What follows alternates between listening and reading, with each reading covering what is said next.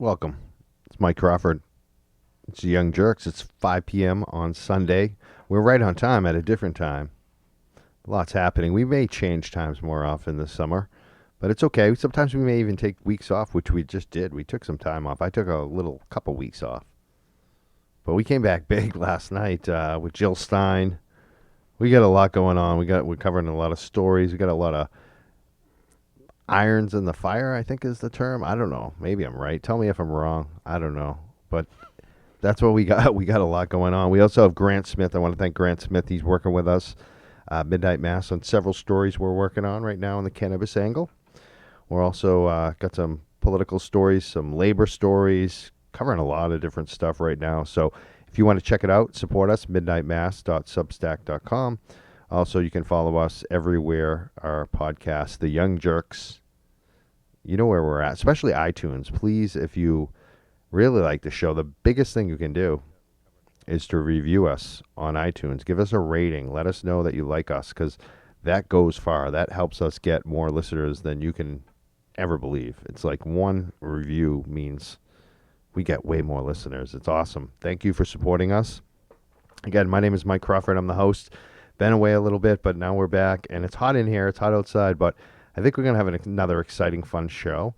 Got a lot to cover. We will probably talk about what happened up in the North Shore, Marblehead, Massachusetts last night with myself and Riccio and Jill Stein and Lee Camp and the Green Party and the Russians.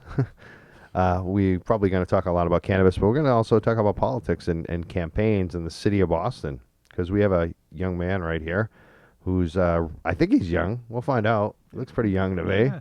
He's running for city council of in the city of Boston, in a district that I like. I lived there very shortly for like a month or two. I've always loved this district. A lot of my friends, booked a lot of events there. It's the cool place. It's always been a great place to live. If you can stand the noise, if you can stand the parties. But this gentleman's name is Lee Nave Jr. He's running for District 9, Boston City Council in Allston Brighton, which is going to be an open seat. Mark Ciamo is the current city councilor of that district. So it's definitely a really contested election for a seat that people are really interested in this campaign. So I'm really excited to have you. Welcome, Lee Nave Jr.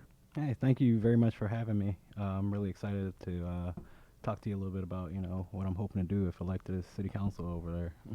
Why did you decide to?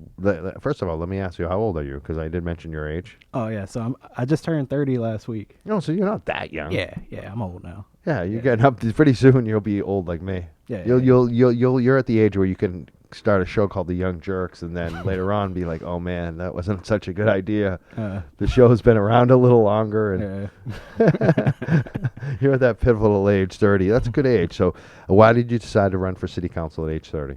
So I decided to run for city council at age 29. I decided to run because I've been doing a lot of work on juvenile justice, education policies for well over a decade now. And I've worked with legislators and folks who are in power, and I've seen a lot of issues on getting things passed, getting major reforms passed due to the leadership and the jumps and hurdles you have to get through to get anything done.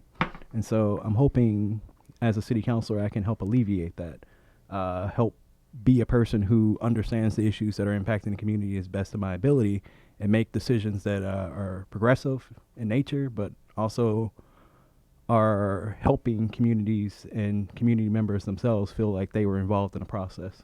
Awesome. You mentioned that you have worked with juveniles. Yeah, Juvenile justice? on reform, yeah. Reform? Yeah. What types of things? Like what tell us about that. So I work for an organization called Citizens for Juvenile Justice. I'm still doing part-time work because I'm not rich enough to completely go full-time yet. I will be soon though. But I've been doing a lot of advocacy and legislative work, and research and community focus groups. And one of the big things that my organization worked on last year was the criminal justice reform bill at the State House that got passed.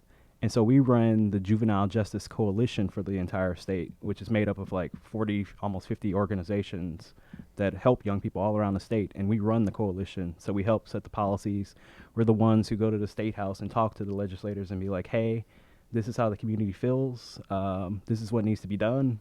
And we're the ones who got all the coalitions, got all the bills, and worked on this. That's awesome because that was major. It's made a big difference. Yeah. I love it. And I'm glad that Jeff Cooner and WRKO is so upset about it. Yeah. But I mean, because we've seen what, the criminal justice system has done to so many families. Mm-hmm. And it has been historically. There's no question about it. Like even just looking at the way they sentence people for crack compared to powder cocaine, it's the same thing. It's the same exact thing, but it just always turns out to be a racist undertone. Whenever you look at it. But would you one of the things I would love to do is to get more of those local groups that you're working with on this show to talk about this because. I think the stories I think that's the big thing is when people hear the human stories. I mean, you must come across a lot of different stories. And oh my gosh! What are some of the stories that people need to hear around criminal justice that you come across? It's a huge mix because I'm the person who does I've collected testimonials. I've done focus groups all around the state, and so I've heard stories of there's moms who've told me that her child being taken away and put in DCF is what led that particular child to his murder because he was in the system. He was taken away from what she believed to be a stable enough home, and things happened to him while he was in DCF, and then he was in DYS, and it was just this whole cycle that continued due to system involvement. And by the time she got her child back after a year or so, it was like she said it was like a whole new person. And not months later, he got gang involved, and this led to him being taken away. DYS to gang killed. I mean, that's basically the pipeline. Yeah, it's just like I've heard stories like that. I've heard young people who've been unfairly treated by, of course, police officers, teachers. They just weren't considered in decisions that impacted their lives, and this kind of frustration led the young person to act out even more later on. I can so relate to that. I'll give you one of my zero tolerance stories that drove me crazy. I used to be a high school wrestling coach and a teacher, and I was the head coach. Sometimes I wonder if I shouldn't say too much because, it's you're not supposed to talk about the kids like this sometimes. Yeah. But I think it's really important. And I think if this person heard the story, and I don't think anyone's going to be identified here, but, basically a kid turns it around. A kid that had a rough upbringing, that was exposed to all the bad stuff, right, at a young age. And he's around 15, 16 years old, and he's in the sport, doing awesome at the sport we coach, which was wrestling. He's on the wrestling team. He's on the varsity team. He's doing. And for the first time, we had like tough teachers coming up to us in the school saying, "I don't know what you did with that kid, but now he's like studying instead of fighting and getting kicked out of the class every day. He's like asking me for extra credit and reading, and he's like actually doing all the things that he should have been doing the whole time." And so the one thing though, he was addicted to cigarettes. Pretty early on at 15? Yeah, even earlier than that. Oh, yeah. He had started when he was like 12 probably. And so we know how, I I have a nicotine issue myself, so I know how hard that is to quit, for us adults, so a child. So, basically what happened is the principal at the school drove by, who didn't like me, by the way, drove by the kid's bus stop before school and saw him smoking a cigarette. Basically kicked him off the wrestling team without talking to the parents, without talking to me, without talking to the teachers. Just it's zero tolerance because the kid got in trouble last year and I don't like him, so this is a second offense. And it's like, you know what? And what happens to that kid? And we all know what happened to that kid. Yeah. He went from everything going right to backtracking.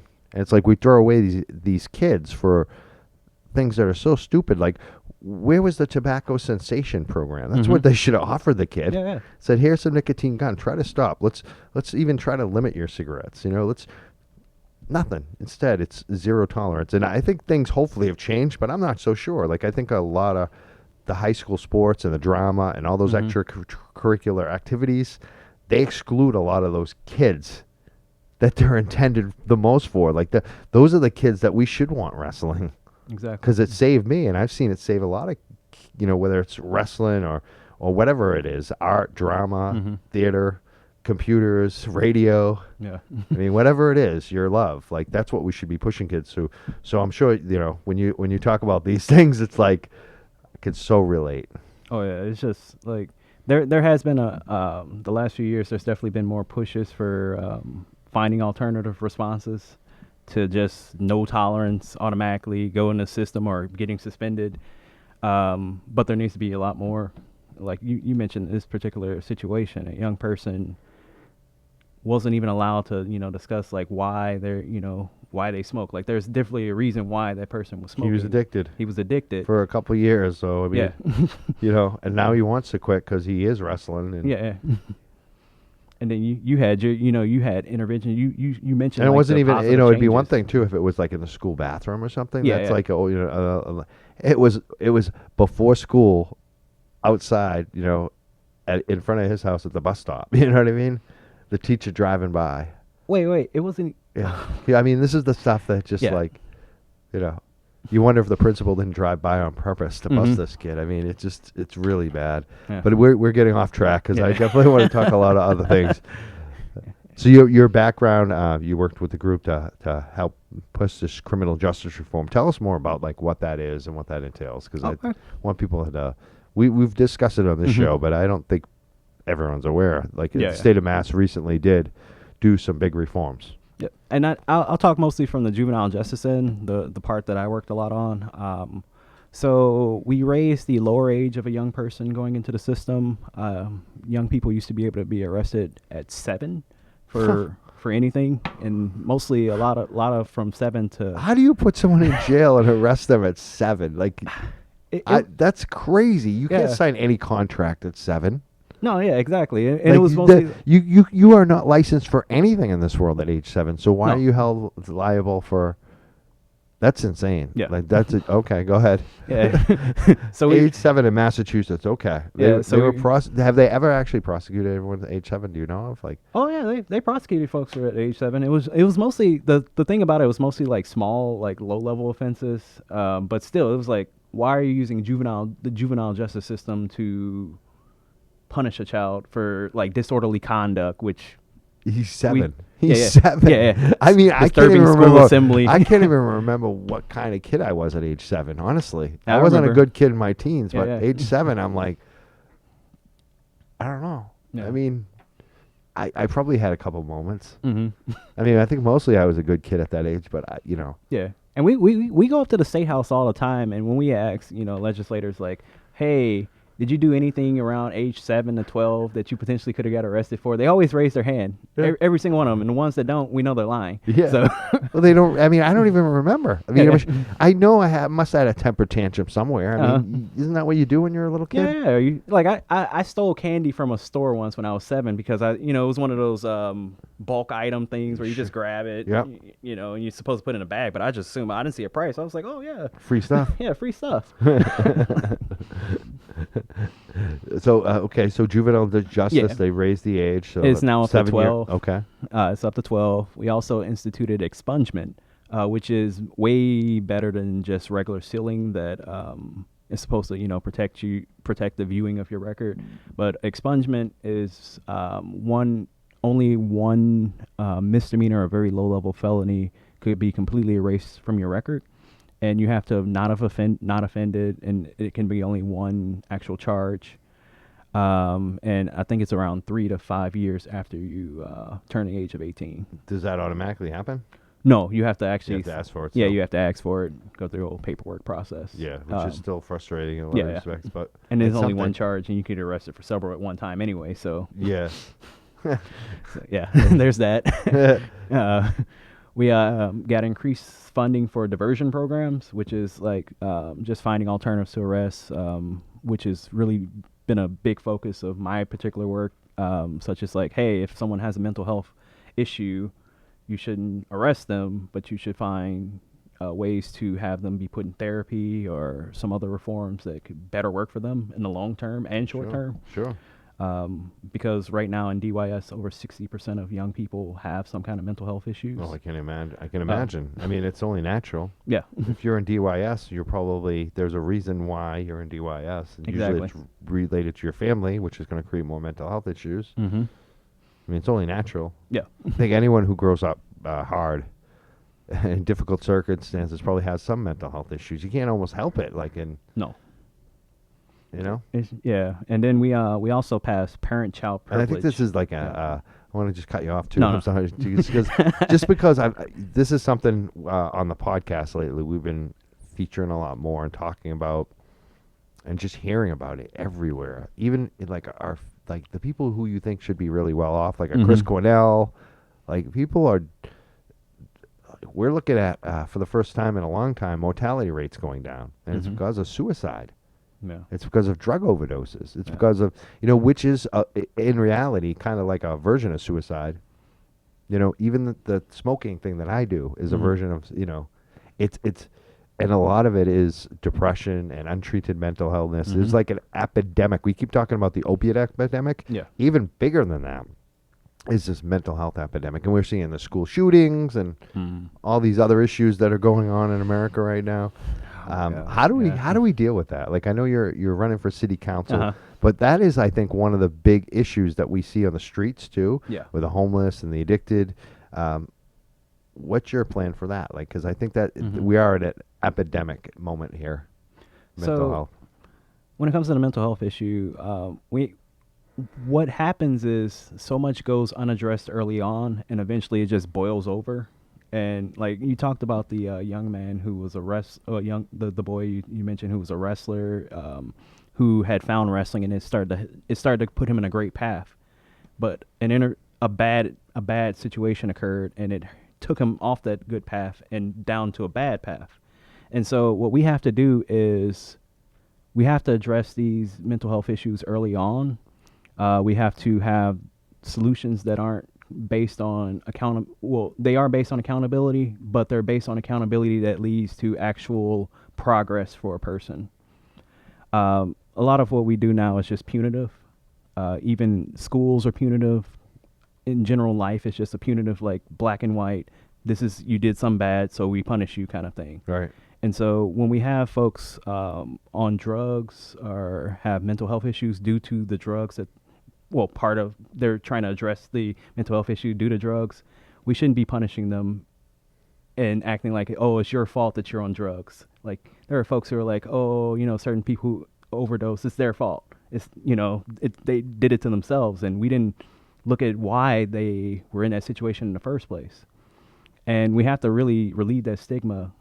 We have to like I said, go after the core issues as best as possible. And the city of Boston itself has to make sure that if we're talking about, this huge epidemic, we're addressing these opioid issues at the core, not just providing safe needle sites and things of that nature, but actually having. Would you support safe needle sites? Yeah, I would Yeah. support. I do support safe I needle agree with sites. you though, but that can't just be the Yeah. only thing we do. Yeah, That exactly. would be like a band-aid. Like even in those safe needle sites, we need to have people have access to rehab if possible, and it'd be funded by the city, which I know everybody's like, oh, taxes. I'm but I'm down for that. I think it yeah. would save money and help. I think it would help clean up the area more too. In a weird Exactly. way. And it's just if we're essentially saying we don't care about these people who've gone down this dark road, but we're partly to blame because we didn't have the resources available to prevent that from occurring in the first place. And so we need that. We need to be accountable. The government has to be accountable for these situations as best as possible. Definitely. We're speaking of Lee Nave Jr. VoteNave.com is his website. NAVE is how you spell it. VoteNave.com. Lee Nave Jr. running for City Council District 9 in Alston, Brighton, in the city of Boston. When is the election? September? September 24th is our primary runoff, and then the general is going to be November 5th. So there's how many candidates? Like 5 or something like that? It's 7 in my race. 7. So Yeah. you got 7 candidates, and then that's in September. Say the date again? September 24th. 24th. And then it goes down to what, 2 for the November? Okay. So you're in a big race. It's definitely contested. Yeah. I'm really liking what I'm hearing. I want to ask you one thing because Yeah. we talked about your age. I don't want to be like this guy that always focuses on like people's ages Uh-huh. and things like that and ageism. But no, I like because at age 30, I didn't have that kind of depth or understanding. I couldn't. I'm there now. Mm-hmm. It took me a long Yeah. time to get here. Honestly, how did you get there at age 30, where you can have that kind of understanding and kind of compassion? for people? I just are always in awe of younger people Hmm. who I feel like are on the same level. Like they got there quicker. So I wonder, how did you get there? What's your story on it? Yeah, it was quite a journey. Like when I was 11, my dad started buying a lot of Section 8 properties. I'm originally from St. Louis, and so he was able to find a lot of affordable Section 8 properties, and he would provide housing for very low, moderate income folks. And during this time, I met with folks. I actually had to help him evict people on occasion. Mm. It would be people who would have like $50, a month rent, but then spend it all on drugs because of addiction issues Sure. that were going unaddressed. And so I learned a lot early on. I learned a lot because one particular instance, I was pretty much bagging up someone's entire life and taking it to the trash can. And they came up out of the bushes and they were like, "Hey, that's my stuff." And I started talking to them, learned a little bit about them, and then I went and talked to my dad, and he told me the whole situation because I didn't at the time I didn't know What was going on? what was going on. He just told me, get your butt in the car, we're gonna clean out this house. Yeah. So I did that, and I started really learning. That's how I started really gaining compassion for folks because uh, it was a woman. She was the mother of this kid who was only like 2 or 3 years younger than me, Mm. and so I'm like, this kid who pretty much looks just like me. We're in two different situations. Like Right. my dad was never rich or anything like Yep. that, but we never were in that kind of situation where my mother's addicted. We're homeless now, and The stuff's in a bag on the yeah, street. stuff's in the bag on the street. So I started really early on to really move my life in the direction where I'm focused around helping people. And so, like at 16, I started working at a nonprofit in St. Louis that worked with middle school kids as a mentor. I helped train mentors who were adults around 17 or so. And so I learned a lot on how to work with young people, parents, just general people in general.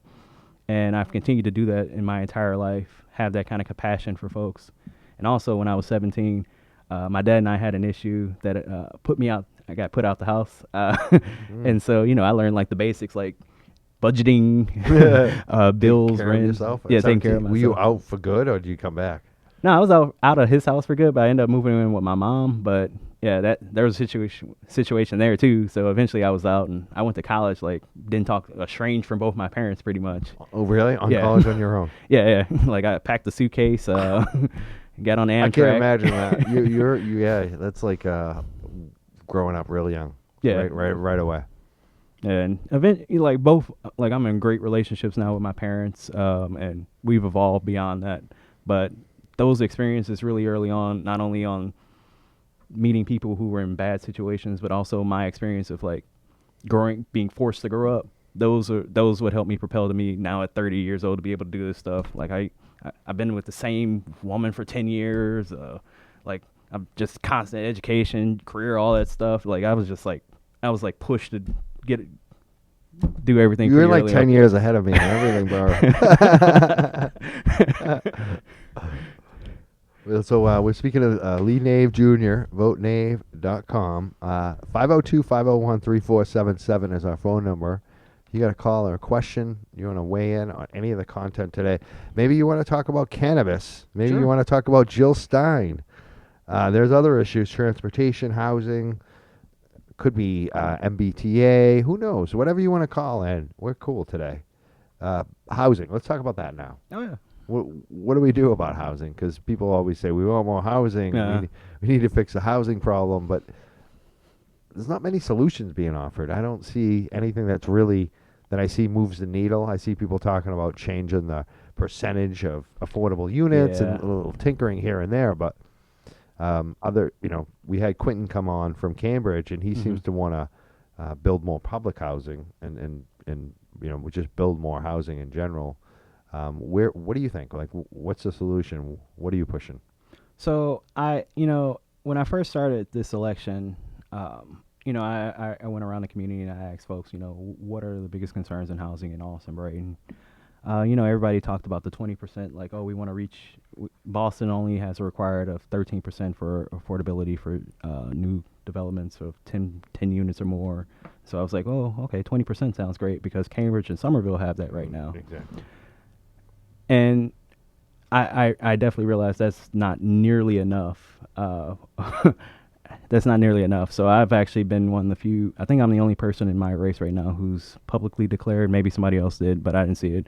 The support for rent control as a at least a short-term solution, because I understand right now that in order to get more affordable housing, it actually has to be built and allocated and zoned for. Right now, even with the affordable housing, which is about 78%, 78K medium medium income of the city of Boston, a lot of folks in my community can't afford it. Definitely. There's also a 5 to 7 year wait in Austin, Brighton. Exactly. So it's like, okay, we can say we want more affordable housing, but when is that actually going to become available? And you know what else we find out too, because I'm very familiar with the affordable housing, is people are either too rich or too poor to get in too. Yeah, yeah. Because once what I mean by that is like you may qualify, but you don't have enough money for the deposit. You can't afford to actually pay the what they call affordable. Or on the other end, you make just a little bit too much. You make an extra $100 a year. You're over the limit of what you can make, and it's a low amount. And so you do have a deposit. You could afford to live there, but you just make a little bit. You make an extra $1,000 a year than what they say you should make. Yeah. When you're still poor, I mean, because most people around here, like you said, unless we're making over 100 G's, I mean, it's very difficult to live around here, especially when a lot of people are still making under 30,000. I mean, this is the reality for a lot of people. I know a lot of people are comfortable with their 50 to 70 to 100,000 and more, but the reality is a lot of people are living on 10, 15, $20,000 a year, and it's just too much rent, too expensive. You talked about rent control because this has gotten again brought up with some of the other city council candidates we've had on, especially in Cambridge and Somerville. We're starting to see some support for it, but some of it is qualified. They're saying things like, we'll support rent control, but we want a means test. We want to make sure that millionaires aren't taking the rent control units, and we're either going to look at net worth or income to determine that. Is that something you'd be looking at, or? Oh yeah, for sure. We also don't want it to be there's always concern. We also like when we talk about the rent control item, there's also the worries of owner occupancy for some units. Like we're trying to raise that as much as possible. So we're trying to make sure that nobody takes advantage of the system if rent control is implemented in the city of Boston. So I would definitely look at mean ratio of incomes. One of the big areas that really works, I really want to look into is workforce housing. To base it off of the medium incomes of folks in Austin, Brighton, because Austin right now, medium income is 46K, and Brighton is around 58K. What is workforce housing? What does that mean? So yeah, it's supposed to be based off of the actual incomes of folks in a particular district or area of a neighborhood itself, not. So what qualifies for affordable housing? Is that what you're saying? Yeah, instead of having what affordable housing is, the city's medium income. What the city number says. Because Beacon Hill, South End folks make a little bit more money, and that's bringing up the average. Okay. So actually have it be based on neighborhoods themselves, be their medium income. So people in Austin can afford to be in an affordable unit or potentially be in rent control units. Okay. Yeah. And so the public housing, do you want to see more? Is that something you'd also like to see happen, more public housing built as well? I prefer government funded public housing over private housing always, because government essentially is not supposed to be in the business of making a profit per se, and so the overall result is supposed to be something that's based on the best welfare for people, not some people. Right. And so, I would be supportive of that. Right now, though, I want the current government housing that we do have to be better supported when it comes to equity as a whole. Like when I'm over in like Fidelis or Faneuil Gardens over in Austin and Brighton, I want them to be better upkept. And I also want parking to be better enforced, because I know in Fidelis especially, developers for very expensive luxury condo units next door that they're building, they're parking in Fidelis and taking away their parking.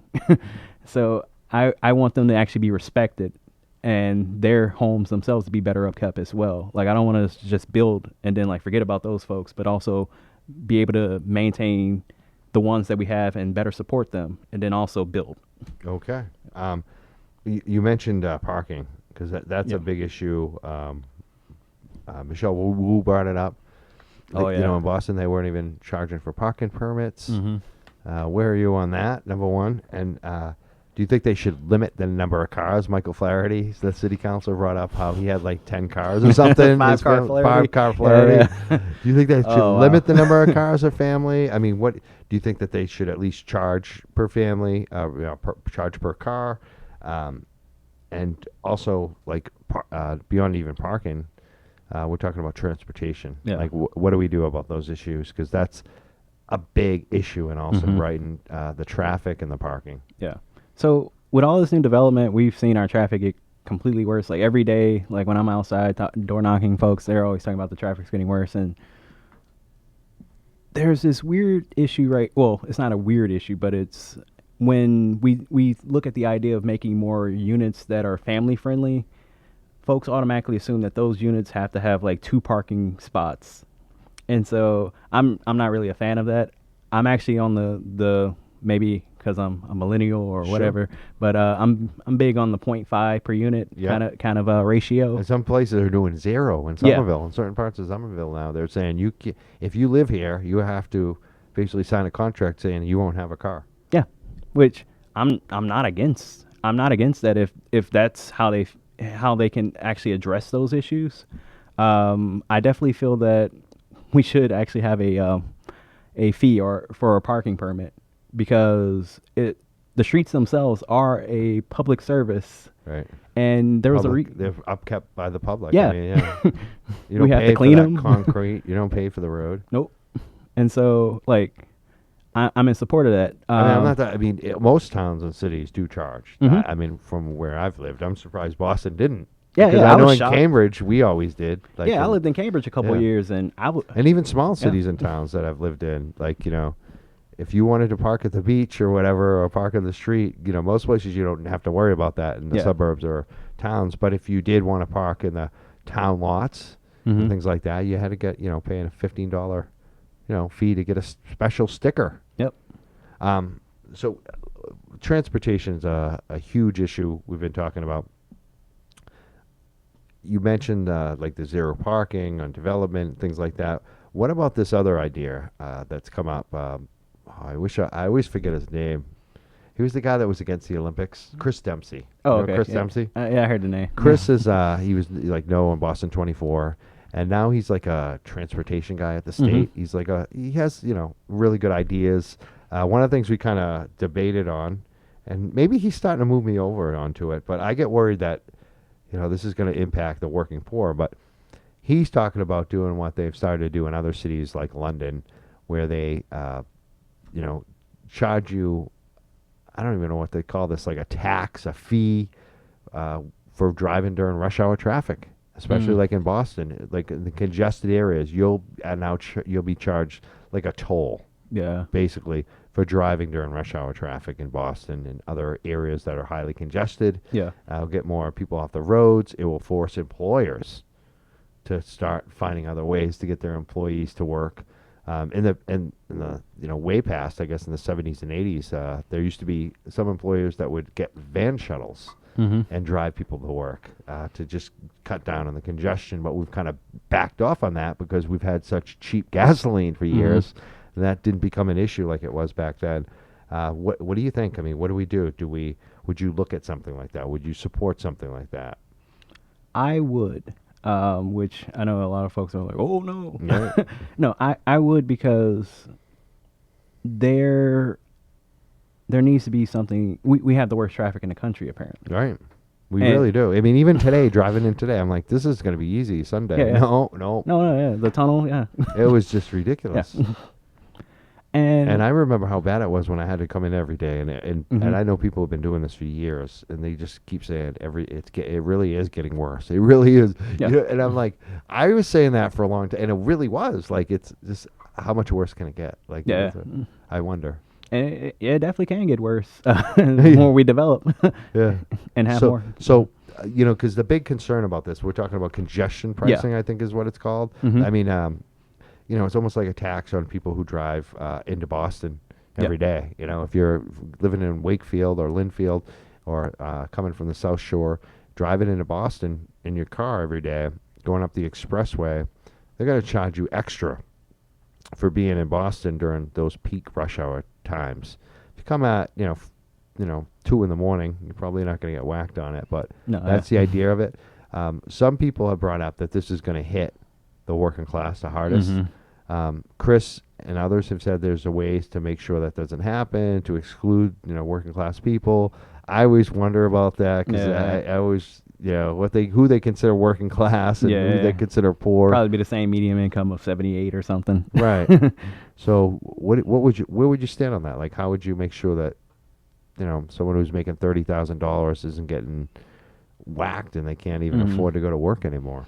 Well, the sad part is the reason why so many people are driving is because we have such terrible public transportation to begin with. And so we'd have to improve that if we were going to actually put this tax into place. It's really hard for me to say, hey, I'm going to tax the hell out of you for driving because I've made public transportation so terrible you can't even think of that as an alternative, or it's just too extreme for you to even get to work. Like I've talked to some folks who work in Alston, and they live in Mattapan, and this guy was like, yeah, it would take me an hour and a half to get here. Is it crazy? Yeah. And how If I he took the basically could train. walk there Yeah. in the same time it would take to get a train, and he's not lying. Like, 'cause Yeah. I've done routes and stuff, and people don't get it until they actually do it, and it's like, yeah, you could pretty much walk there at the same time. Yeah, It's not that close. Yeah. I mean, that far. I mean, Mattapan to Alston, how far is that? Like 5 miles? it's like 6 or 7. Yeah. Yeah. Like I used to last summer. I spent a while before I started becoming a biker. I like spent a while just walking to work because Yep. the Green Line is just so bad. it's terrible. I mean, I would do that a lot too Yeah. when I was living in Cambridge. If I'd be in parts of Boston, I'd be just like, yeah, I'm just gonna walk home.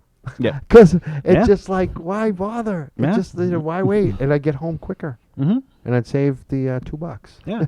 Like we're trying. We just implemented a new bus bike lane in a part of Alston, and we're hoping more of that can be inspired around the city to speed up the public transportation and also for easier transit for bikers as well. So you support more of the separated bike lanes, Yeah. the safer bike lanes. Yeah, safer bike lanes, but also with the bus included as well, because we want those two particular forms of transportation to really excel and be thought of as a true alternative over driving. So yeah, we're working on that a lot. Awesome. Our phone number again is 502-501-3477. There's a lot also going on cannabis locally too. There's big cannabis control hearings coming up that we're definitely going to be all over. We definitely think you should submit testimony to that. I want to ask you about cannabis. Where are you on this issue? Are you supportive of it? Do you have reservations? And where are you on like social equity and making sure that it's not just these big billionaires cornering the market in Boston? Yeah, I'm a big supporter of it. Like I actually had a lot of cousins who got arrested for cannabis back in the day. So I'm happy that it's legal, but I also want folks who've been arrested for not just possession but dealing to have opportunities for ownership at some point. I don't think it's equitable at all, to be honest. Like there apparently there's like I actually talked to there's a guy who owns the vape shop at Cleveland Circle, and he's trying to get a cannabis license over in Brighton. And I had an hour-long conversation with him talking about the lack of equity in the system. Like you need to have like 150K ready to just even be part of the application process. So you have to get investors, which means you'd have to sell part of your business off, or you'd have to already be part of a big corporation anyway. Right. And so when we're talking about like black and brown people having the ability to afford this, in a city with black people having the economic net worth of $8 right now. Right. I don't think folks can afford 150K to just for definitely. initial investment. Yeah. And then it's more money and more money, more money. Yeah. This is a problem. People start out off okay, and then 2 years later, they're still waiting for the license, and then they have to sell out Yep. right when they're at the finish line. Let me ask you, because there's other with the cannabis issue, there's the shops, Mm-hmm. but there's also secondary businesses that we're looking at that aren't fully licensed yet. The Yeah. Cannabis Control Commissioner is working on them, which include delivery, Mm-hmm. delivery only, and especially social consumption, Yeah. which is, are you aware of what that means? I think you are. No, Yeah. no. Should I Social explain? consumption. Yeah. Just, Licensed places, yeah. almost like a coffee shop where Uh-huh. people can Yeah. actually consume it there. Yeah. I went to one in Barcelona. It was great. Would you, because they're going to do some kind of pilot Mhm. where I think it's like 10 cities or towns across the state that try it out first with the Cannabis Mhm. Control Commission. Boston seems like a natural place for it just because there was such a big vote for it, Mm-hmm. and it's a city where it would be really popular. Oh yeah. Would you be supportive of that in the city of Boston? Yeah, I would. I'm definitely supportive because we have bars. Right. Right. It's like there are so many, like, just speaking completely frank as possible, there are so many regulations right now that are a part of this whole cannabis industry. Too many regs, right? It is beyond, it's ridiculous at this point. Like, 500 feet from a school because all of a sudden these 5-year-olds will just be like, oh yeah, I got to smoke weed now because I saw this shop. Right. I can understand, of course, no, don't smoke right outside or Right. anything of that nature. I understand that. Yeah. And I definitely understand making sure that young people don't have the access or ability to go into those shops. Sure. Yeah, that makes sense. But there's just in general too much that There makes are too much. Like absolutely one of no the regs sense. that we hate now, all of us hate it.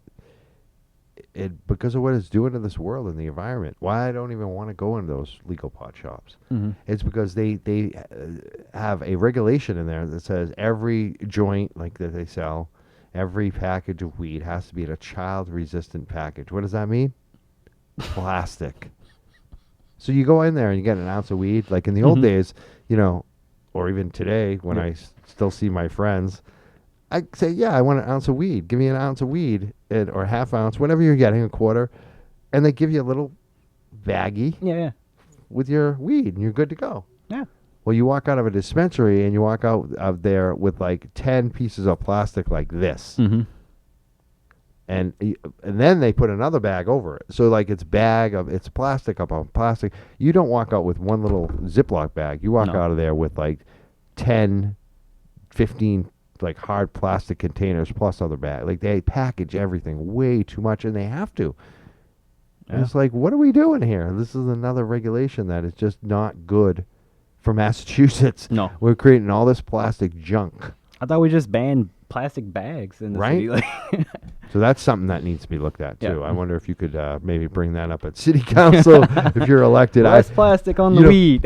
yeah, and some people have come up with some solutions and designed things, but it costs like 3 to 5, 10 times as much, and that's Uh-huh. a problem. And dispensaries don't want to do it because there's already a ridiculous cost, Yeah. and so it just becomes a bigger and bigger issue. But I want to make sure that people are listening here because I see a lot of listeners. I don't see a lot of comments or calls today.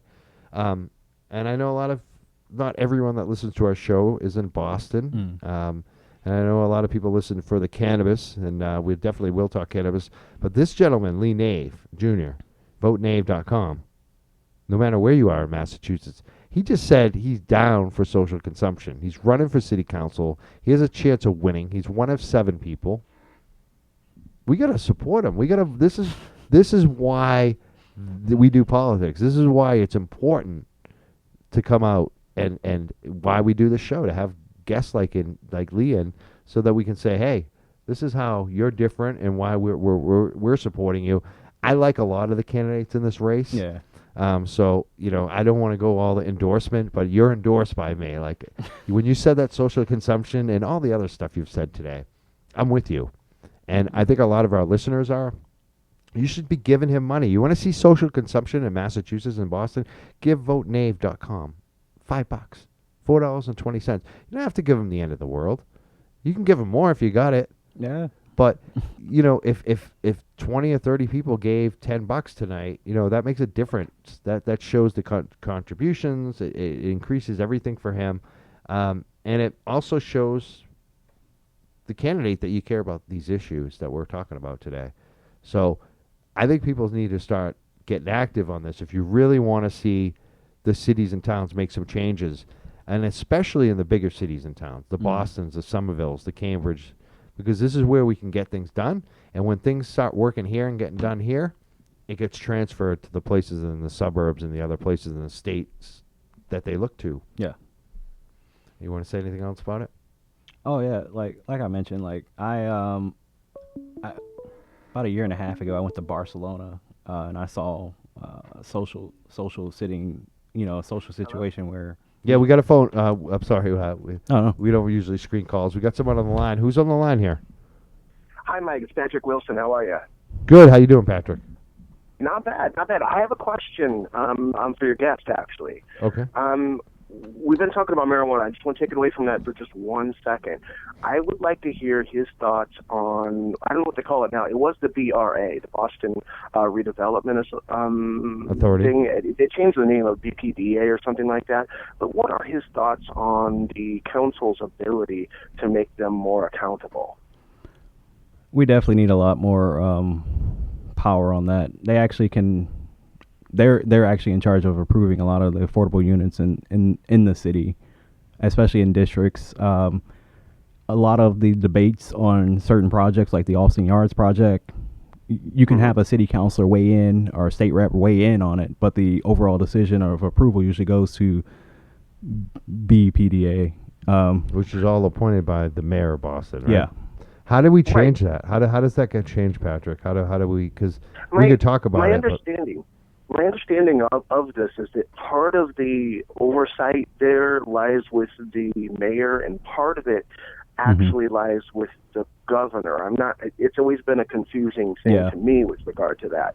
And part of my issue with that is that when you go to City Hall and you see them make their yearly presentation and they talk about the different parcels of land and whatnot, there's no accountability for that land. They're just juggling these things and, basically waiting for the opportunity to give these parcels to this developer or that developer.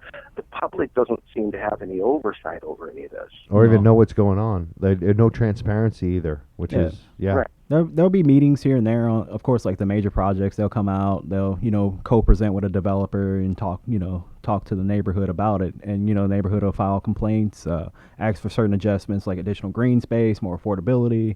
So argue against some variances that may occur. But overall, the final decision still goes with them.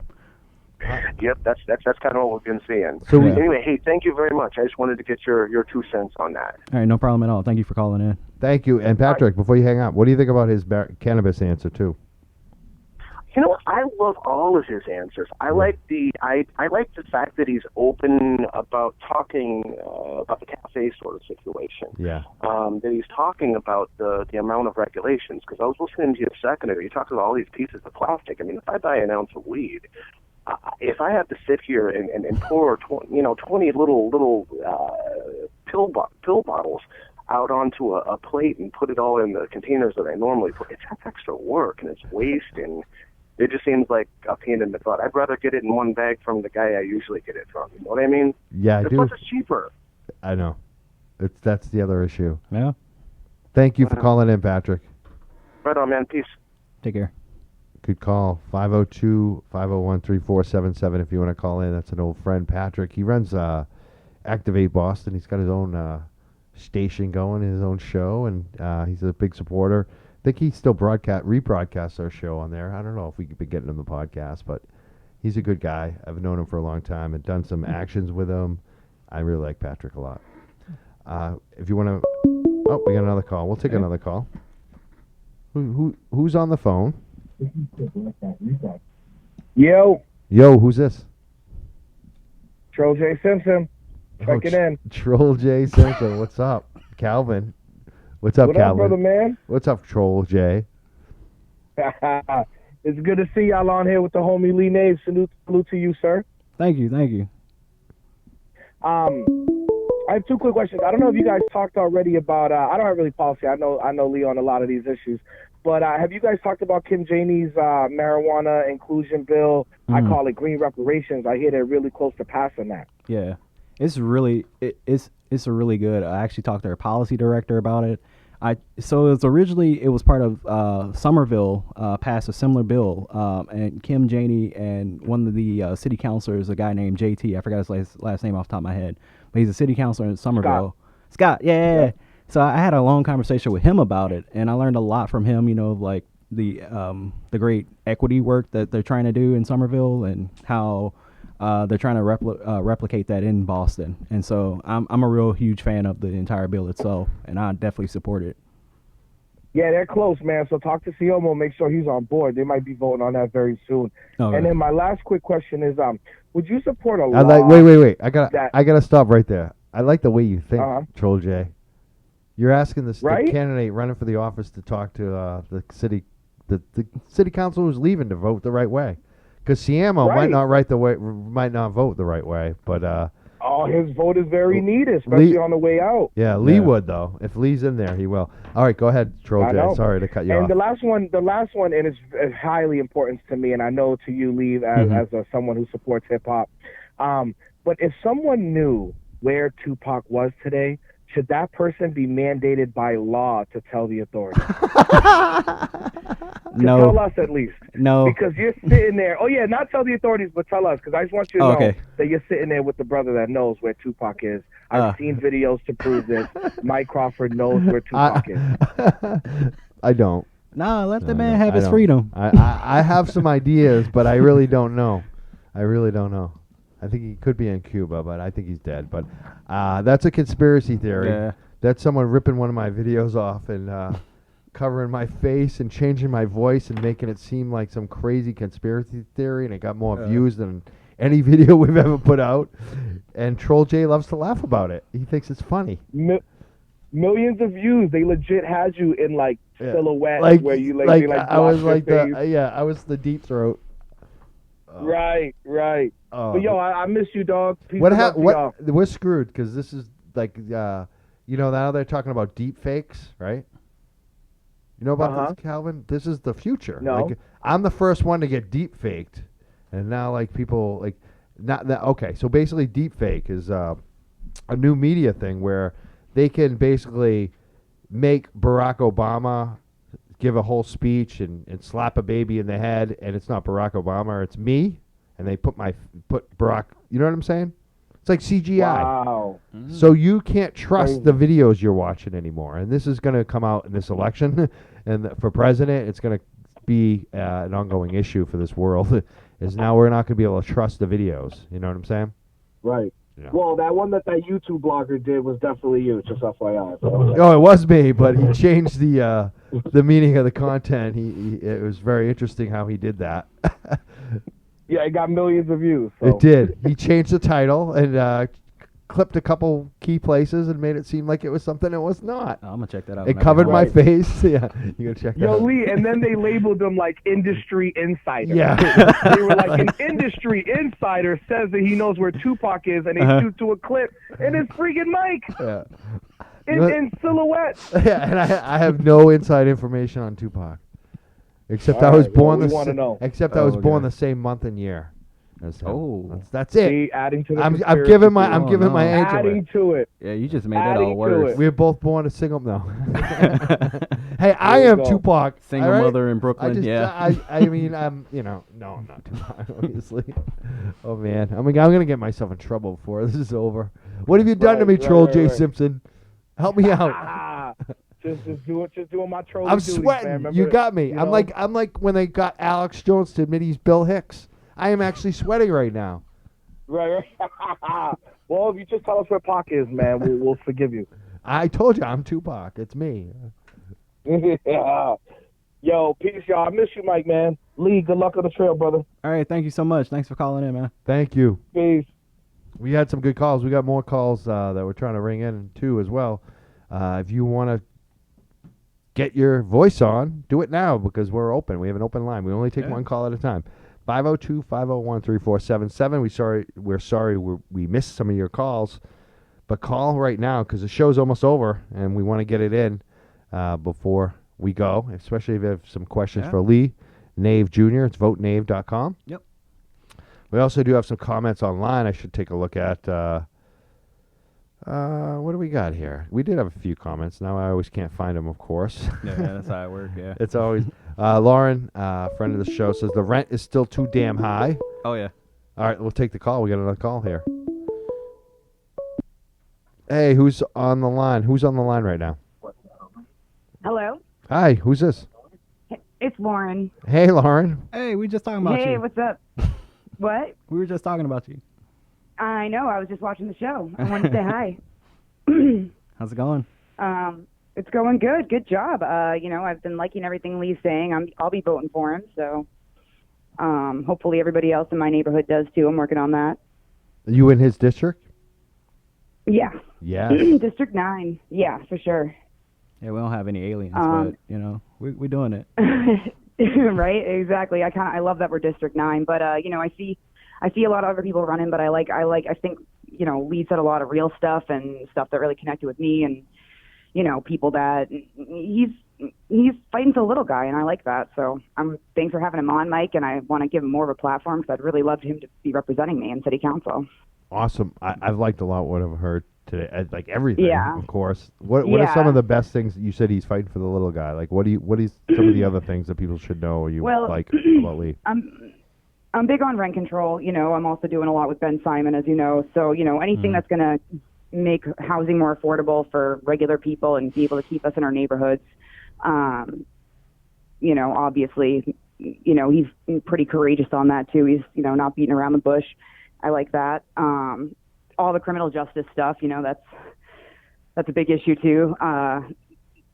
I've heard him say things like that.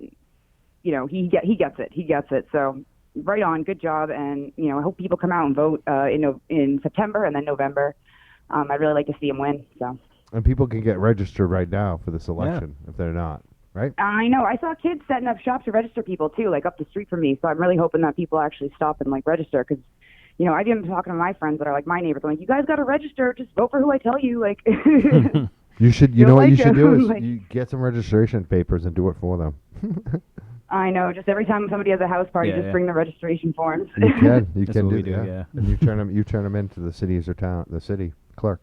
Yep. Make sure they get in. Yeah, that's the plan. We're the Young Jerks. Thank you so much for calling in, Lauren. Yeah, thank you. Thanks. Good to talk to you. I'm actually going to another campaign thing right now. So. Who? Yeah, Ben Simon. Oh, cool. Very nice. Where's that at? Yeah. Over in Cambridge, he's having a house party, campaign party thing. He's got some bands playing. There's going to be some raffles. It's going to be sweet. Awesome. Tell Ben I Yeah. meant to get back to him. I know you're in touch with him.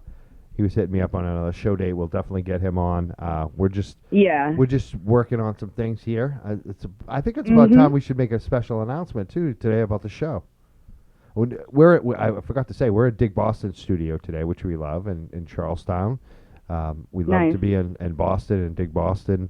However, we are really happy to announce now that the Young Jurks is about to get a new permanent studio space in Somerville, Massachusetts. Nice. Woo! Yeah. Very nice. So Disrupt Boston. Wait, is Young that the Jurks. same one that I'm at? I think it maybe. I don't know. We'll find out. We'll talk about it offline. We So can't give away too. Basket soda? Yeah, and plus, I don't tell everyone where we're at anymore, Lauren. So Okay. I've become much more Here I am blowing controversial. it up. I'm much more controversial now. There's a bunch of Proud Boys out there. Uh-oh. Oh. Don't worry. I'll be standing around waiting to punch him. So. Yeah. I'm not worried about that, actually. I'll beat him up. Yep. But thank you for calling in, Lauren. Thanks, Mike. I want to talk to you soon. I'll talk to you later, okay? Definitely. Bye, Lauren. Bye, Have Lauren. a great day. Bye, guys. You too. Bye. Lauren Pepsi, former co-host on the show. 502-501-3477 if you want to call in. We're the Young Jerks. We're here almost every Saturday, but today it's Sunday, and we're kind of switching it up. We may even switch to Sundays. We're not sure. Life is difficult between Murphy and my schedule. It gets really hard. We may even go back and forth. Just stay patient with us. We'll let us know if it makes a difference to you, though. Like, we want to hear. Like, do you prefer Saturdays? Do you prefer Sundays? Because we have our ideas. We want to hear what our audience thinks, too. Do you care? Do you like the option of us sometimes being on Saturday and sometimes being on Sunday? Lot to talk about, too, in cannabis. We kept teasing cannabis. We did talk a little bit about cannabis. We're going to be covering a lot more. Me and Grant Smith and myself are currently working on a couple stories that people may be interested in. It's midnightmass.substack.com and Dig Boston, where we generally publish those, as well as Greenleaf Magazine. We'll take another call. Let's take the call. Who's on the line? Hello, Michael. It is an old friend. This is an old friend? It's an old friend of yours. Yes, yes. I haven't talked to you in quite a while, but it's good to see that you're repping the heart of the, I like to say scene Is this in Austin, Brighton today. Yeah, is this Frank Fox?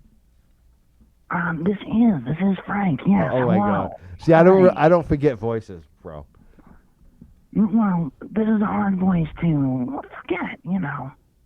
Awesome. What do you got? You're heavily invested in the arts community, or you hate it or love it. Like, what do you think about Alston and this I community? don't like to be pigeonholed, but the fact of the matter is that Austin Brighton is the heart of the scene. Mm-hmm. So I figured I might have some questions for Lee, because he's running, right? Yeah. For something. Yes, he is. City Council in Alston. Well, see, there's the thing. It's really cool there when there's bands playing in basements, but when there's all these companies that come in and kick them out, it becomes less cool. So I wonder Lee, how do you feel about this? Because of the debauchery, you know? Yeah. The coolness has an evil factor, right? Oh yeah. There's folks who've come in, companies who see a lot of success from Austin bands, and they know the culture of Austin on the idea of they know the culture of how they could potentially make money off the culture of Austin, and so we definitely need to protect all those great spaces that have had great music, like you mentioned, like basements, garages. I know, but the spaces are the houses, is what I'm saying. Uh-huh. Yeah, I know a lot of folks. There used to be a time that it would be easier to have those shows in houses, but that's not the case right now. Mm-hmm. Is it mostly like due to landlord issues, or just houses in general? Law enforcement? Yeah, law enforcement. It has to do with the culture. The culture, too. The culture. The culture changing. And the cost of living. Yeah. Yeah, because I know a lot of... I'm just curious, you know, do you think the government there values that? And if so, would they be willing to make it easier for that to happen? I think the government right now doesn't value it enough, but I would, because like you mentioned, it's the culture of Alston. Like before I even moved here, I knew exactly, I knew all about the bands, the artists and whatnot who have great spaces all over Alston, Brighton. We have to protect that, or we lose the culture of Alston. And so, if there's a way to have some kind of zoning for that, well, I don't mean like, oh, you have to be in a certain neighborhood zoning, but more of a concept of a time. You can't do it at 2 a.m., of course, but if we can have longer sound, sound limits, because right now it's like 11 p.m. in most of Boston, if all of Boston, we should have that expanded for Alston in particular. And we should also allow folks to, similar to parades, permits and whatnot, just have the ability to have a permit for a space if they like to. You think it'd be easy to get that though? Because you know what I mean. We're talking about BU kids that just want to have their new bands play in their basement. I mean, obviously there is a part of this that the kids that do this, that are the heart of the scene, and not just the kids, but the musicians, they need to be responsible doing it. But at the same time, it just seems like it's becoming harder and harder for these things to happen. And they're really what create the scene, the community, the people. Mm-hmm. Yeah, I agree with you. I agree with you fully on that. It's just, from a government standpoint, they always look at, the worst case scenario. And, they'll come up and say, oh, someone might get hurt at this particular event and all that. And you're talking about, these are young professionals or young amateurs who want to really have a career or be able to play. I mean, in reality, I just don't want to get Mike Cann in trouble because he's just hanging out there and partying all the time. So You got me again, Frank. This is why I only have you on every year or two. Because you always out me. Let me ask you this serious question, Frank. There was no screening process whatsoever. No, there is none. No. I've chosen not to call in. It's not you call. It's not like you see, you're too truthful too. That's the other thing, Frank Fox. You're very good at this. Let me ask you. What do you think could be done? Like, is there anything that you think would help, Frank Fox? I just think that they need to be lighter on the situation. That's all. Mm-hmm. I think that there's cities all over this country that don't care. Yeah. You know, and just it's a culture thing. You know, like if we want it to happen, then let it happen. It doesn't seem like they want it to happen right now. I'm talking about basement shows in general in Alston. Just being able to use your space, it's really expensive. Yeah. Mm-hmm. Yeah, I like basement shows. I think that's what most of the callers have been talking about anyways. Yeah. Rent control. Yeah. Well, you know what musicians like to do in their rented apartments? Right. Make music. I know, it's true. It just seems to be so counterintuitive at the moment. Yeah. And, too, you talked about the basement shows, just, because I'm caught up on that. I love the basement shows. And I think the law enforcement was really, harping on them in Boston. And, you talked about the risks. And I think what everyone always fears is like a fire where there's only one fire escape and everyone dies.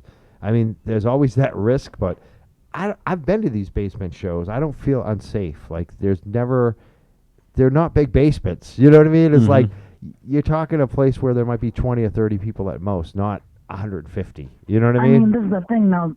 There's clubs in that city that I feel unsafe in. Yeah. So what's the difference? I know, right? Yeah. So I guess. Anyways. Yeah, thank you. Obviously, this is a road call, Mike Kim. I appreciate the time and all. I just thought it was, odd subject. It's a very big part of the area that you're running in, Lee, and it should be brought up. It's a good call. I appreciate it. Yeah, I think it was I'm really glad you threw that in because that was something that if I thought of it, I would ask myself. Yeah, you should definitely. I don't know if you talked to them yet, or if you might be a part of them right now. Artist Impact, they're doing a lot of great advocacy for the artists in Alston. I'll definitely bring your concerns to them, but you definitely should reach out to them. That's their name on Twitter, and they'll definitely like to hear your concerns as well as see how collectively the issue can be addressed. I know, Lee, but I will look. I'll check them out. But what I'm talking about is just like ad hoc rock and roll. You know, like it's cool when there's this, there's companies and whatever running things, but there's something special about music and then the community that is created from it when it just happens. People get together and make it happen. So I will look them up, and I'm sure they're cool. There's a lot of cool people in that city that do good things. But what I'm saying is that what makes Alston and Brighton different is that you at least used to be able to do whatever you wanted and have a fun time. And, there's like cities in America that want that. Yeah. Thank you for calling, Frank Fox. Thank you so much. Thank you, Mike Ann. Good to hear from you. Don't be a stranger. Call in again. All right. Thank you. Thank you. All right. We're the Young Jurks. I haven't heard from him for probably a couple of years. That's like a call for the past. Yeah. We got all kinds of callers here. It's funny when some of these trolls on Twitter want to come at me and say, you got nothing going on. No one listens to your show. And then I'm like, really? Because we get calls every week, and they're always different. Sometimes they're the same, some of the same callers. But we love our callers. We love every single one of you. New callers, old callers we haven't heard from. 502-501-3477. And you know what's good about our audience, too? Like Frank called in today when he had a good question. Like, he saved that. Like that, and that was like what he cares about. And it was the perfect time for it and the perfect show in Alston, Brighton. So that's what we want to see more of. Call in on what you care about, what's important to you. We're with Lee Nave Jr., votenave.com, District 9, Alston, Brighton, running for city councilor. I wish him the best. I really like I liked you before, but I like you even more now that I've sat down with you and discussed and chopped it up. We've taken a lot of calls. Anything you want to leave our listeners with today? Like we mentioned, like the questions and calls have mentioned, I'm trying to be as open as possible, as transparent as possible on my views on a lot of issues. I'm not a politician by nature. Of course, that's the job I'm applying for, so I can't just say, "Oh, I'm not a politician." But I want to make sure. First time running though? Yeah, it's my first time running. Yeah, First time candidate. Yeah, first time candidate. So I want folks to realize that after elected, I'm not going to change, who I am, and I would quit the moment someone would force me to change. I want to make sure that folks realize that I'm definitely a community organizer and activist first, and I will be working on issues to the best of my abilities to be equitable, best serve the people of Austin, Brighton, and the city as a whole. And I hope to have your support on September 24th if you live in Austin, Brighton. And if you don't live in Austin, Brighton, please reach out to me for any volunteer opportunities. I always love, donations, of course, because I don't have developers on my side to give me $1,000 checks.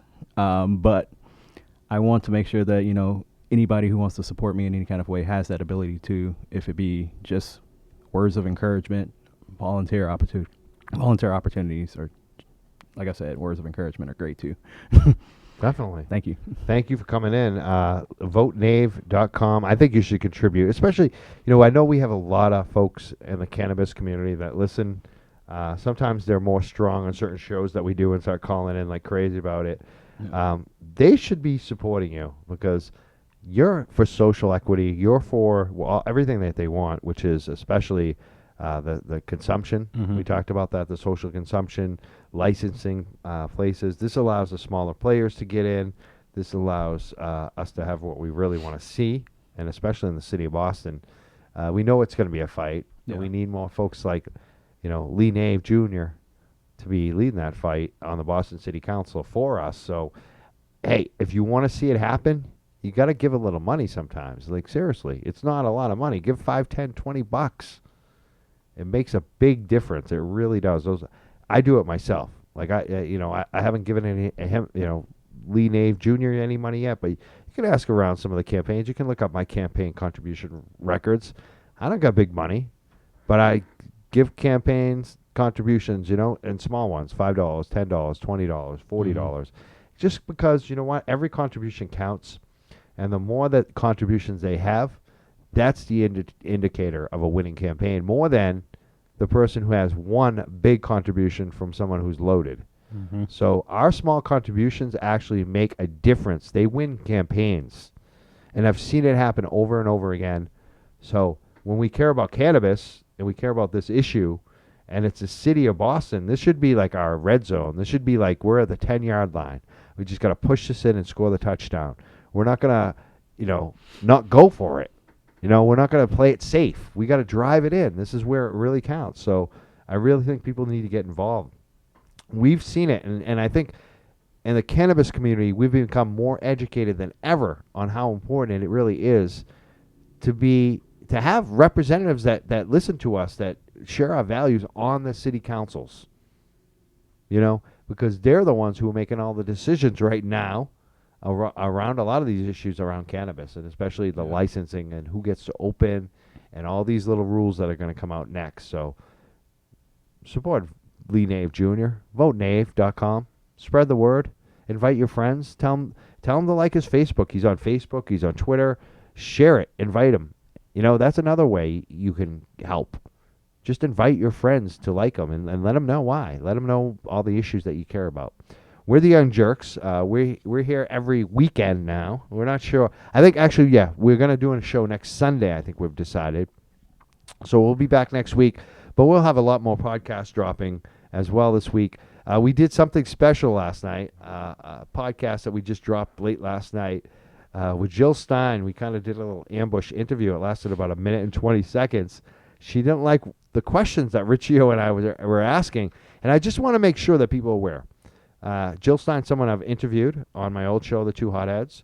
She's someone I've promoted. She's someone I've videotaped and promoted her on YouTube. And I've done a lot. I booked her at the Freedom Rally. I have a relationship. I've known her for a while, but I'm not like super close, and I'm not even sure if she recognized me last night. But that's on her because we did kind of ambush her. But once we started asking questions and we were civil about it, and I started to tell her that I voted for her, I'm shocked that she didn't ask us who we were, why we were there, and she didn't make a good case for herself. Some people say, "What do you expect? You ambushed her." Well, you know what? I expect in this day and age that you actually have a conversation with people, and especially with someone like myself who said, "I voted for you, Jill Stein," and you're sitting there saying that Russia doesn't matter. We sat and watched you talk to this guy for 20 minutes, saying that Russia doesn't matter, but the guy that you're talking to works for Russia Today, and you're doing an event with him, and you're both like the co-headliners. I don't think she did a good job. We're going to play the clip right now to end the show. It's getting a lot of viral heat, so we're going to end the show on this because why not? We did it last night. Some people don't like it. Some people say, you know what, Mike, I agree with you on every issue. This is where I jump off the boat. I like Jill Stein. This is all BS, this Russian stuff. I don't agree. And that's what I was asking Jill Stein. I said, you say you don't agree, but people have been arrested, people have been jailed, people have been prosecuted. There are other indictments that are, unfilled because they're foreign national agents. This is a real thing, and you did dine with Vladimir Putin, and I have even bigger concerns about like all this, the media, who is backed by who, in the media now, because it's not just Russia, it's China, it's Israel, it's America, it's all these countries. And some people say, well, why do you just want to focus on Russia? I don't. But I think this is a valid question that we asked last night. And when people get into these cults and they get really upset when you ask the tough questions to the anointed ones, you got to wonder what's going on. And if Lee Camp was with the CIA doing a show, I would ask the same stupid questions. It doesn't even matter that it's Russia. It doesn't matter that it's Jill Stein.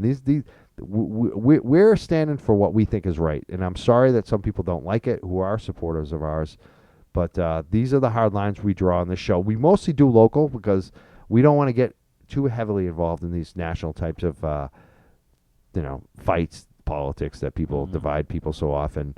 We're going to focus on things in our backyard, but this happened in our backyard last night, and I do have a relationship with Jill Stein, and as a voter and someone who supported her, I want some answers, and I wasn't happy with what I got last night. So we're going to play the clip and end it there.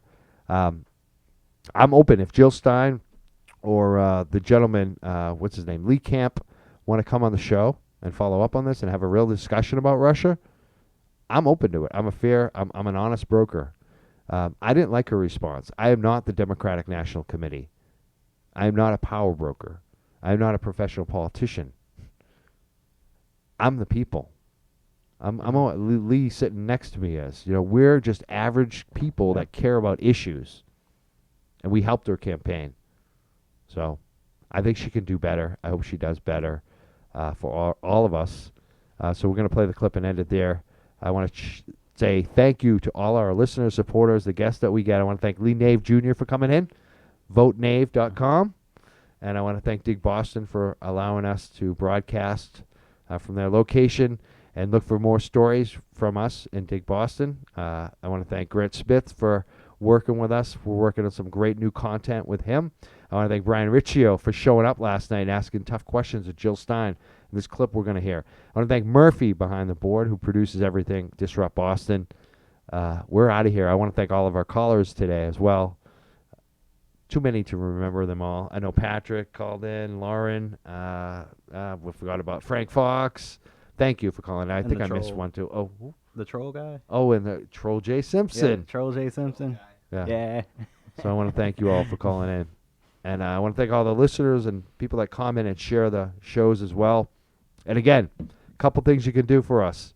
Number one, check out votenave.com. Give them $5, $10, $20 if you can, please. And the other thing, or give a lot more if you can. And the other thing is follow us on Twitter, The Young Jurks, on Facebook, The Young Jurks. But big time, give us reviews on iTunes. There are other places you can listen to. If you're on one of those platforms that allows you to rate our podcast, please do so. makes a big difference to us, and share it with your friends. All right, we're the Young Jurks. I want to thank you again. Mike Crawford signing it out. We'll see you next time, next week, or maybe sooner on the podcast. Have a great week, people. Dr. Stein, do you plan on having any dinners with Putin before the next election? No, I don't. I'm sorry, what? No, I don't plan on Okay. it. All right. What do you have to say to the people who say you're complicit in the national nightmare we're currently enduring? What about him who's working for the Russians? I voted for you, so I had you on my show way back, my talk, and I have questions now. I'm kind of going towards the Democrats because of the Russian issue. I don't feel like you guys have dealt with it, so I'm wondering, like, this guy works for the Russians. Like, he actually does work for RT, right? I think that the Democrats are very worried about their political challenges. So they have now revived McCarthyism, which is fascism, and which is in full swing right now. You don't think those were crimes, like the Russians? I think there are absolutely human rights problems in Russia. Russia is not a model. There was a protest On today. the other hand, we are not. We are not at war with Russia. We have 2,000 nuclear weapons. But you know what? I actually want to hear this. So.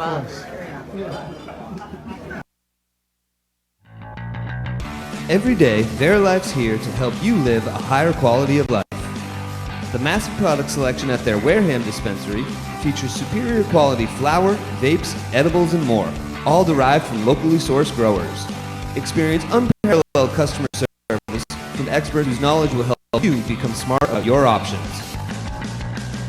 Located 10 minutes from the Bourne Bridge, make Verilife Wareham your last stop on the way to the Cape. Reserve an order through Leafly, and you'll be on your way in no time. Open 7 days a week from 9 a.m. to 9 p.m. The good vibes start Verilife.